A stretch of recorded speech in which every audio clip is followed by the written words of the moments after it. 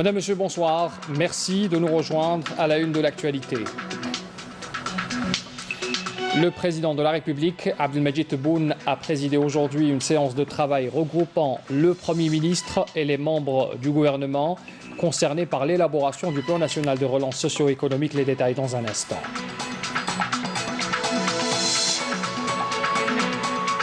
« 475 nouveaux cas confirmés de coronavirus, 210 guérisons et 9 décès ont été enregistrés ces dernières 24 heures en Algérie. Le bilan complet avec le docteur Jamal Fourar.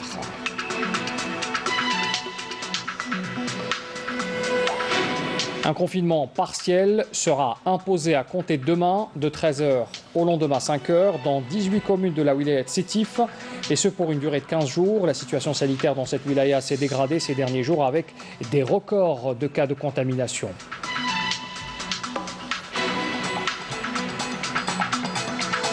Et puis nous suivrons également un reportage à l'hôpital de Louiba qui reçoit, à l'instar d'autres établissements hospitaliers, un nombre conséquent de malades Covid-19. La prise en charge est assurée, mais le personnel médical travaille dans des conditions difficiles, vous allez le voir tout à l'heure.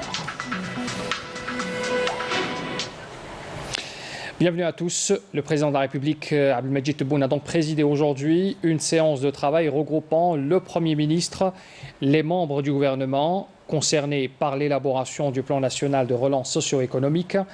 Cette séance de travail a été également l'occasion de débattre de tous les aspects de la nouvelle approche socio-économique en prévision de sa présentation pour l'adoption lors du prochain Conseil des ministres.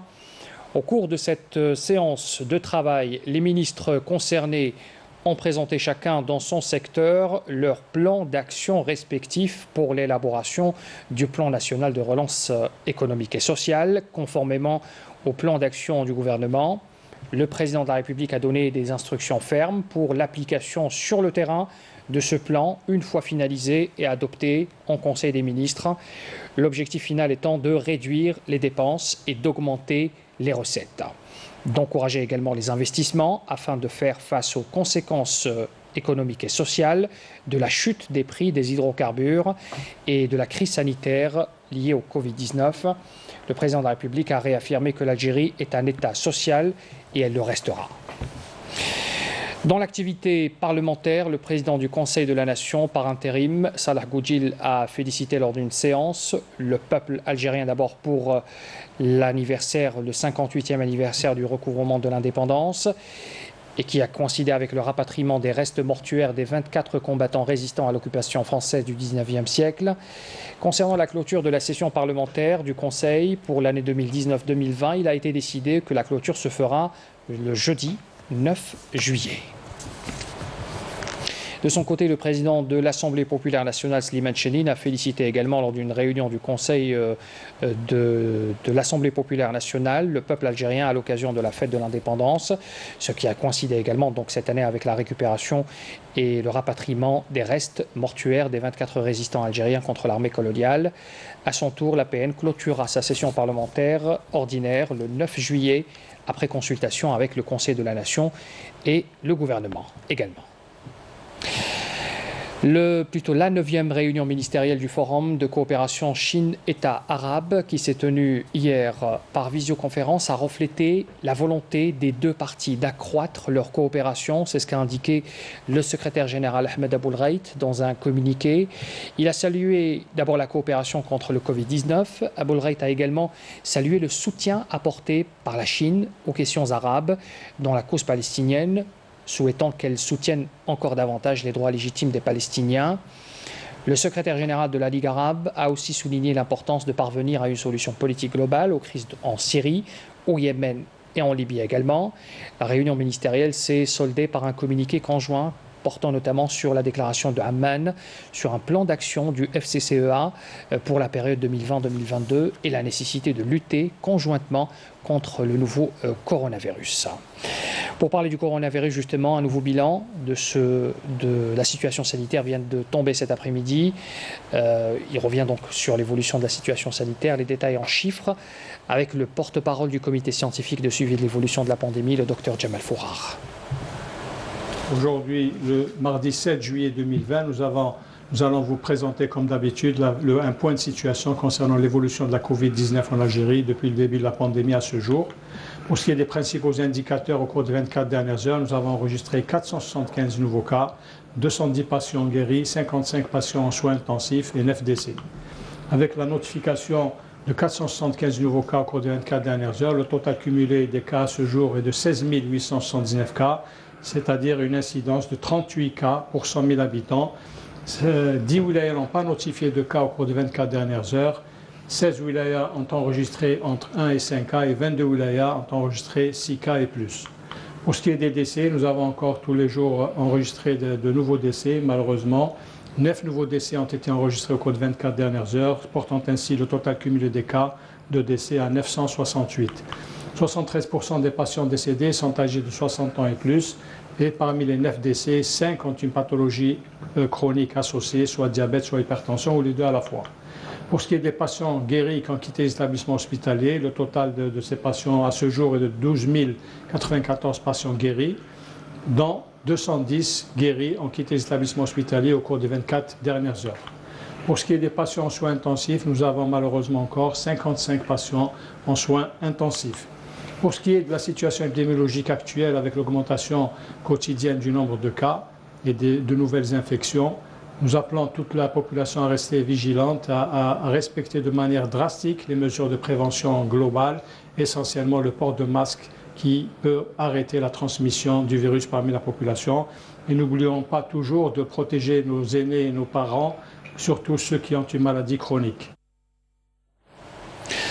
Un confinement partiel sera imposé à compter de demain, mercredi, de 13h au lendemain 5h dans 18 communes de la wilaya de Sétif, et ce pour une durée de 15 jours, dans le cadre du renforcement des mesures préventives contre la propagation du coronavirus. C'est ce qu'indique aujourd'hui un communiqué du ministère de l'Intérieur, des collectivités locales et de l'aménagement du territoire.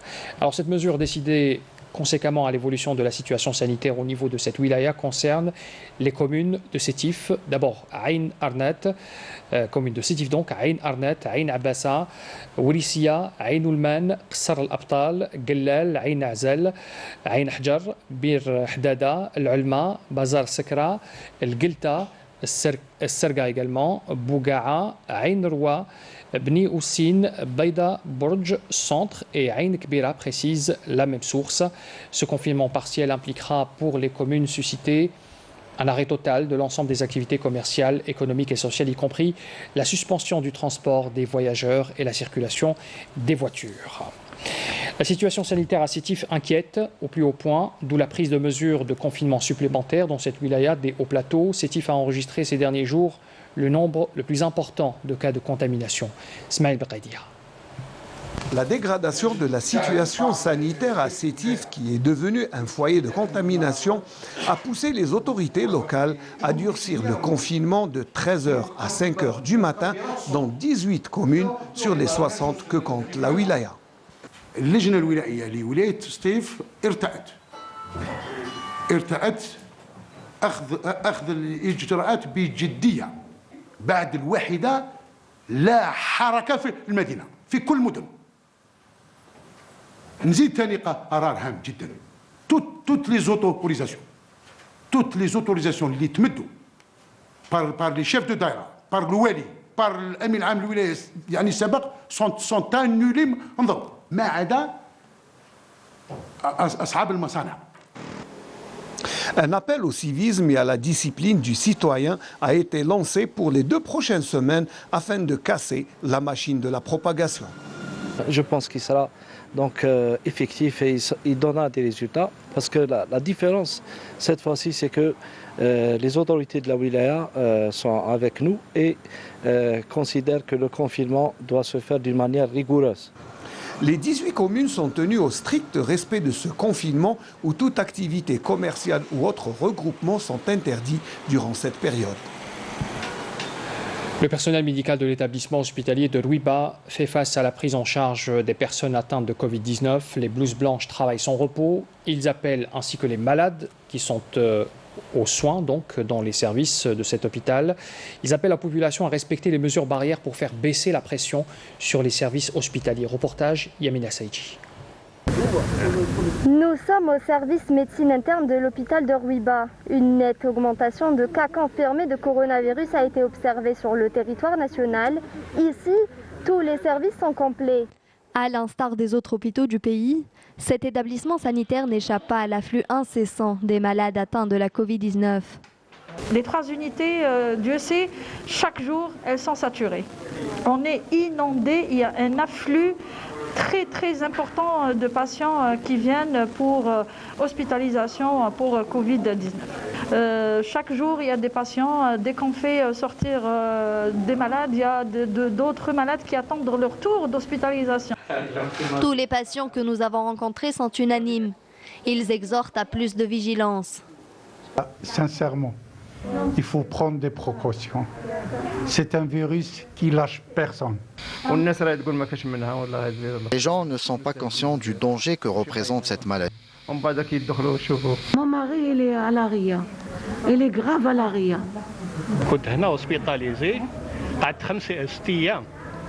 Je suis resté hospitalisé pendant 6 jours.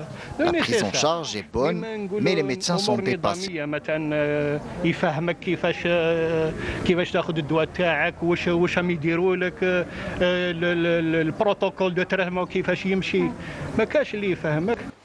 Même si la prise en charge est sans faille, les établissements hospitaliers sont saturés. Les médecins appellent les citoyens à plus de vigilance, à observer les règles d'hygiène et de distanciation physique. Et puis en ces temps de crise, aussi d'abord ce formidable élan de solidarité des artistes et des sportifs algériens qui vivent en France pour lutter contre la pandémie du Covid-19. Des dons conséquents en équipements médicaux ont été réceptionnés grâce à une opération de dons. Une récolte d'argent entamée il y a quelques mois. Saïd Fellak. 100 000 €, c'est la somme récoltée par la star algérienne Abdelraouf Darraji, connue sous le nom de Soul King à travers la cagnotte appelée Solidarité Algérie qu'il a lancée en avril dernier. Plusieurs artistes et sportifs établis à l'étranger ont participé à cette collecte de fonds. L'argent a servi à l'achat du matériel médical et de produits sanitaires. Des lots qui sont arrivés à Alger et acheminés vers le CHU de Mustapha Bacha et l'Association nationale de volontariat.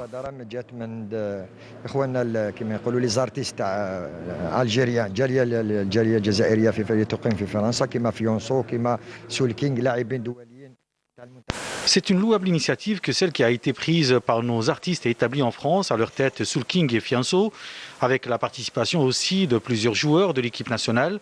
La cagnotte a atteint la somme de 100 000 €. En tant que président de l'APC d'Alger Centre, en collaboration avec l'Association nationale de volontariat, nous avons établi le contact avec nos amis installés à l'étranger pour faciliter l'acheminement de ces dons. Nous avons consulté le professeur Belhadj qui exerce au CHU Mustapha Bacha pour qu'il puisse nous dresser une liste des équipements manquants afin de lutter contre la contamination au coronavirus. Ces lots comprennent entre autres masques, thermomètres et combinaisons de protection. Des masques, des bavettes, des thermomètres, des combinaisons. Cette opération témoigne de la solidarité des Algériens là où ils se trouvent dans le monde. Leur but, lutter ensemble contre la propagation de la pandémie du nouveau coronavirus. Et puis on parle également ce soir des MTH. Les maladies à transmission hydrique sont des pathologies qui se propagent en ces périodes de grande chaleur. L'Algérie connaît des températures caniculaires depuis quelques jours. L'ONA, l'Office national d'assainissement, a lancé une campagne sous le slogan « Halte au MTH » afin de sensibiliser donc les citoyens quant au rôle des réseaux d'assainissement. Le reportage est signé Saïda Mayouf. Dans la cité de Fous, un des plus anciens quartiers de Boumerdès, nous retrouvons les agents de l'Office national d'assainissement ONA à pied d'œuvre. Au programme, une opération de pompage d'eau usée. Dans ces lieux, on manque de réseau d'assainissement. C'est une opération d'aspiration d'eau usée provenant de la cité Fouès, des nouvelles constructions avec des anciennes constructions. Donc ce débordement est dû aux absences de réseau d'assainissement. Donc notre équipe intervient chaque jour pour éliminer ce débordement. À quelques encablures de là, ce sont de gros travaux entamés récemment afin de raccorder les réseaux de l'agglomération au réseau d'assainissement de la station d'épuration des eaux usées. Le but étant d'éviter tout ruissellement pouvant être à l'origine de propagation de maladies à transmission hydrique, MTH. C'est parce que ça représente un exemple et un cas concret de la nécessité de l'existence d'un réseau d'assainissement pour éviter donc, les maladies à transmission hydrique. Donc c'est un quartier qui a été dépourvu d'un réseau d'assainissement et ça a provoqué à plusieurs reprises ici des débordements, des eaux usées et des ruissellements au niveau de la rue, et ce qui peut donc avoir un impact négatif sur la santé publique et l'apparition de maladies à transmission hydrique. Pour faire face à ces pathologies s'accentuant, notamment en période de grande chaleur, les services de l'ONA mènent une bataille sans merci de prévention via les réseaux sociaux, à défaut de sortir sur le terrain. Crise sanitaire du coronavirus oblige.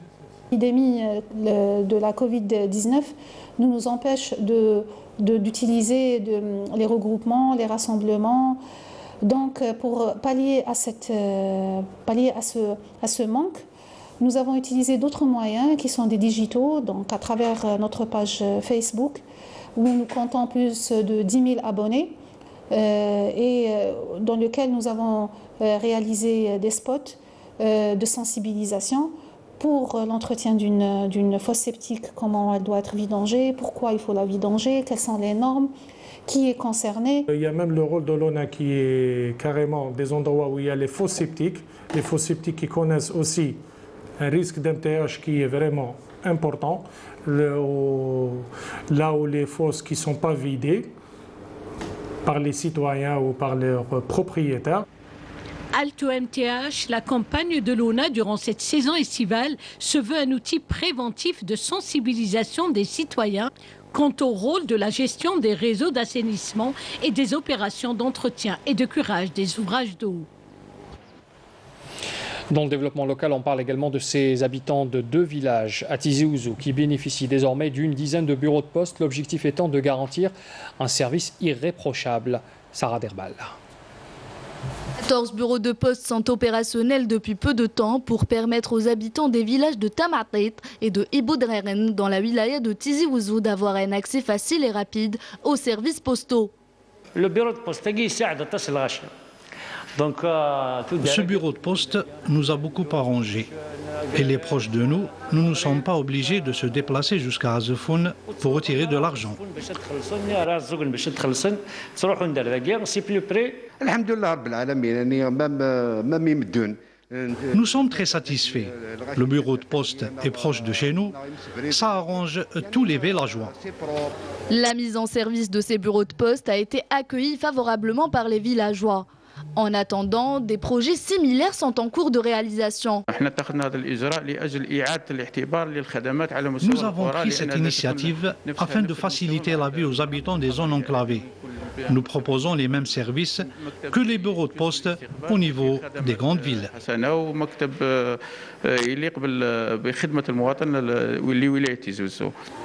Redynamiser et redonner vie à ces zones enclavées de la Haute-Kabylie est l'objectif principal des responsables locaux. Nous allons dans le sud, dans la wilaya d'Ilizi, plus exactement dans la région reculée d'Ifni. De nombreux projets de développement sont lancés pour répondre aux besoins de la population locale. Il s'agit de projets de réhabilitation d'abord des habitations rurales. Et puis un autre projet important, l'alimentation en eau potable dans le sud, c'est important. Reportage Ibrahim Belkhir, commentaire Badia Amarli. Elle compte parmi les zones d'ombre du pays. La zone enclavée d'Ifni dans la région d'Isrirawen à Ilizi et après des années de déficit en infrastructure vient de bénéficier de plusieurs projets. La réalisation d'un réseau d'assainissement et d'alimentation en eau potable et une vaste opération d'aménagement du village sont en cours. Nous avons inspecté aujourd'hui la région pour la doter d'un réseau principal d'assainissement et mis en service un puits pour alimenter les habitants en eau potable, de même qu'un château d'eau. En prévision de la prochaine rentrée scolaire, des travaux d'extension ont été menés au niveau de l'école primaire. La rénovation des habitations rurales est également en cours. L'eau est vitale et c'est l'une des préoccupations des habitants. Même ces anciennes maisons seront rénovées.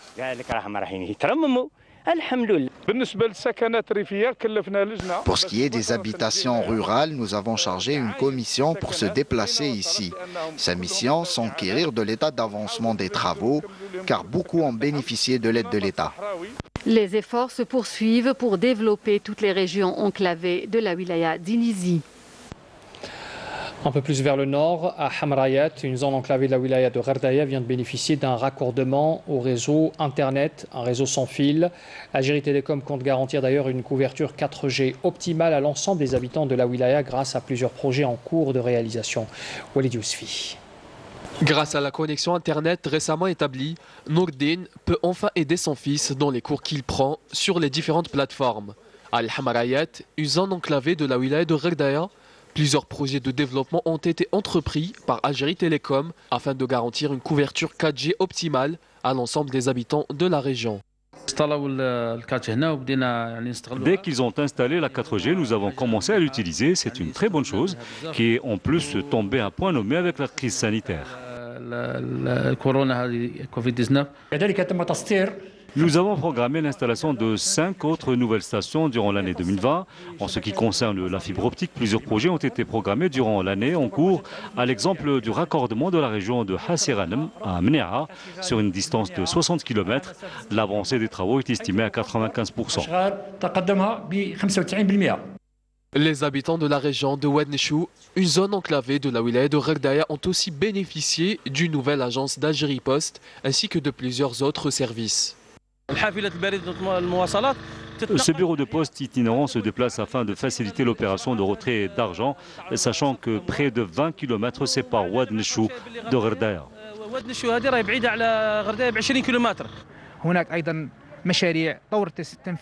Il y a aussi des projets en cours de réalisation qui proposent des services de qualité.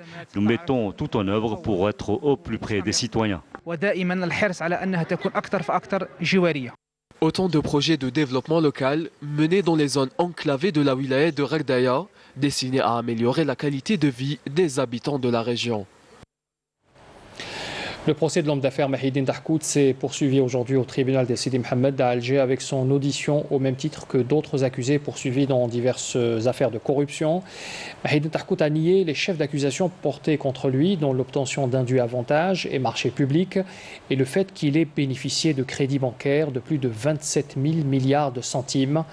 Lors de la même audience, l'ancien wali d'Oran Abdelghani Zalen, devenu plus tard ministre des Travaux publics et des Transports, a été également auditionné.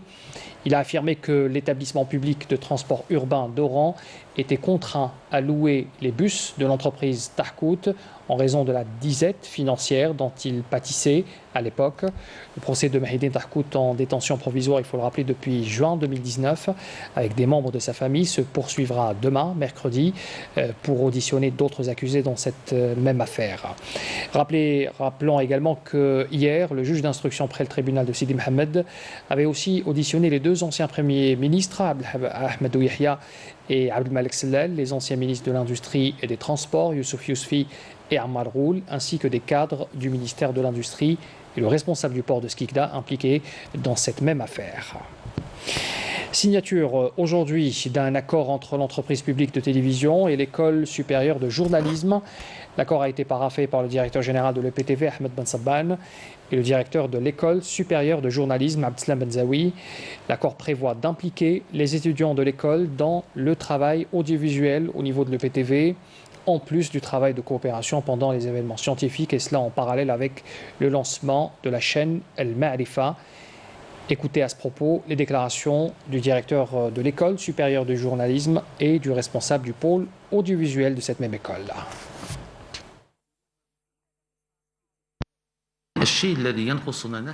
Ce qui nous manque à nous, c'est cette expérience technique de la télévision nationale.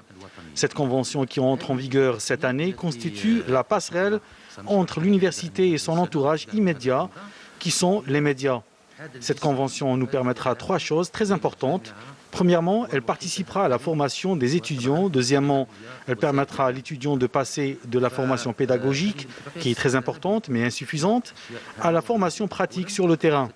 Et troisièmement, il y a maintenant, grâce à cette convention, une étroite relation entre le côté académique de l'école et le côté professionnel de la télévision dans l'élaboration d'une nouvelle approche en audiovisuel. En vertu de cette convention, il va y avoir une grande chance pour les étudiants pour qu'ils entrent dans le monde de l'audiovisuel par la grande porte.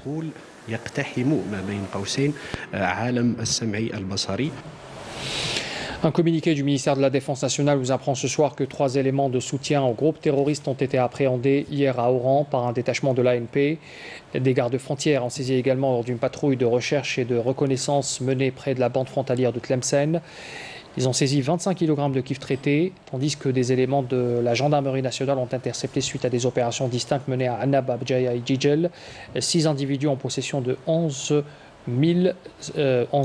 168 unités de différentes boissons.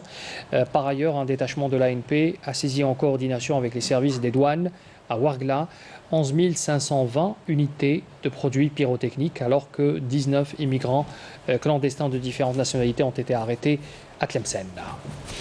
L'actualité à l'étranger à présent, et en bref, avec Naïma Chakchak. Traiter autrement les malades du coronavirus, c'est ce que prônent des médecins d'un hôpital à Lima, la capitale péruvienne. La médecine alternative devient le credo de l'équipe médicale de cet hôpital qui propose de soigner par de la kinésithérapie et de l'ozonothérapie, cure d'ozone traitant différentes affections et symptômes par l'insufflation dans l'organisme d'un mélange d'ozone et d'oxygène. Les médecins péruviens assurent que ces protocoles ont aidé les patients dans le processus de guérison. Au Brésil, malgré que ce pays de l'Amérique du Sud soit classé 2e au monde, après les États-Unis, dans la gravité du nombre de personnes touchées par le coronavirus, restaurants et cafés ainsi que d'autres activités commerciales ont allègrement repris, comme ici à Sao Paulo. Depuis plusieurs semaines, ce pays est fortement touché par le coronavirus avec 65 000 personnes décédées jusqu'alors. Même le président brésilien Jair Bolsonaro a annoncé aujourd'hui avoir été atteint par la maladie. La saison des moussons dans les pays tropicaux s'annonce avec beaucoup de dégâts dans les pays du sud-est asiatique où les pluies font des dégâts innombrables, comme hier au Japon, aujourd'hui dans bien d'autres pays de cette région du monde, Inde, Népal, Bangladesh ou encore Chine et Japon. Inondations et boue provoquent nombre de dégâts. Les météorologues, eux, parlent d'un épisode météorologique violent, conséquence du réchauffement climatique et d'aménagement du territoire malheureux. Le rappel des titres avant de clore ce journal. Le président de la République, Abdelmadjid Tebboune, a présidé aujourd'hui une séance de travail regroupant le Premier ministre et les membres du gouvernement concernés par l'élaboration du plan national de relance socio-économique.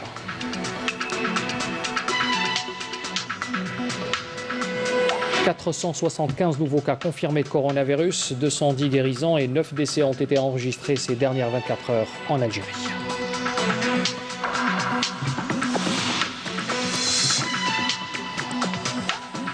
Un confinement partiel sera imposé à compter de demain, de 13h à 5h le lendemain dans 18 communes de la wilaya de Sétif, et ce pour une durée de 15 jours. La situation sanitaire dans cette wilaya s'est dégradée ces derniers jours avec des records de cas de contamination.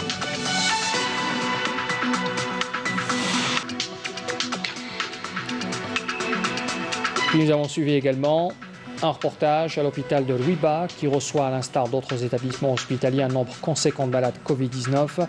La prise en charge est assurée, mais le personnel médical travaille dans des conditions difficiles. C'est la fin de ce journal. Merci de l'avoir suivi. Les adresses pour les replays et l'info en continu s'affichent en bas de votre écran. Très bonne soirée à tous.